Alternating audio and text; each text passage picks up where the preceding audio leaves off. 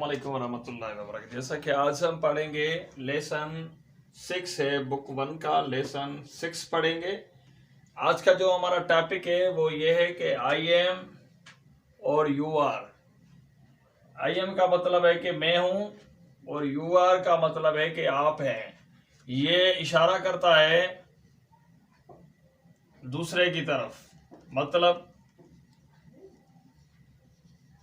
ये जहां पर भी इस्तेमाल होगा कि इशारा दूसरे की तरफ है, ये जो है ये अपने तरफ इशारा करता है।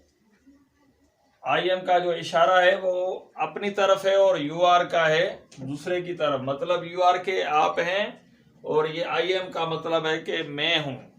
पहला जो हमारा सेंटेंस है, आई एम अ जमील, मैं जमील हूं। आई एम अ सारा खान, मैं सारा खान हूं। इसका जो है ये भी अपने की तरफ है, अपने तरफ इशारा है जुमले का, और ये भी अपने तरफ ही इशारा है।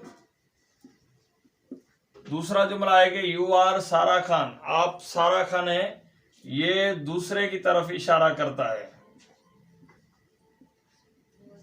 और इसका मतलब है यू आर जमील, ये भी दूसरे की तरफ इशारा करता है, मतलब कि आप जमील हैं। आई एम मिस्टर रियाज, मैं मिस्टर रियाज हूं। ये आई एम का सेंटेंस है। ये आई एम मिस नाज, मैं मिस नाज हूं, ये भी अपनी तरफ इशारा करता है, ये भी जुमला अपने ही तरफ इशारा करता है। दूसरा जुमला है कि यू आर मिस नाज, आप मिस नाज हैं। यू आर मिस्टर रियाज, आप मिस्टर रियाज हैं। अब ये जो जुमला है ये एक जुमला है, लेकिन इस एक जुमले में दो जुमले जो है शामिल हैं। इसमें दोनों का जिक्र है, आई एम का भी जिक्र है और यू आर का भी जिक्र है। जिस तरह से I am a boy, you are a girl, मैं लड़का हूं और आप एक लड़की हैं। आई एम अ गर्ल, मैं एक लड़की हूं। यू आर अ बॉय, आप एक लड़का है।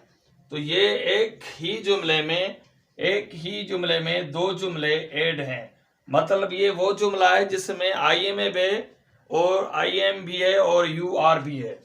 और हमारा आखिरी जुमला है he is boy, he is a boy, ये एक लड़का है।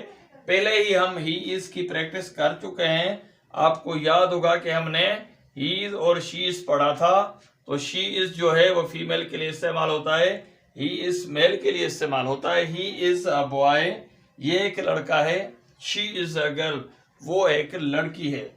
इन ऐसे जुमले आप बेशुमार बनाएं, जितनी आपकी प्रैक्टिस होगी उतनी आपकी गिरफ्त अच्छी होगी। जिस तरह से आप इसको, ये तो हमने आपको सैंपल दिया है, 5, 6, 7 जुमले आपको लिख कर दिए हैं, समझाए हैं, लेकिन आप इनकी ज्यादा से ज्यादा प्रैक्टिस करें। 50 जुमले, 100 जुमले आप खुद बनाएं, इस जैसे बनाएं, ताकि आपकी जो गिरफ्त है वो आप अच्छी रहे। और इन चीजों की आप, ये जो छोटी छोटी चीजें हैं ये इंग्लिश में ज्यादा इस्तेमाल होती हैं, लेकिन ये छोटी होती हैं लेकिन ये बड़े काम की होती हैं। इसलिए से आप इनकी ज्यादा से ज्यादा प्रैक्टिस करें ताकि आपको सही तरीके से आपका कॉन्सेप्ट क्लियर हो जाए।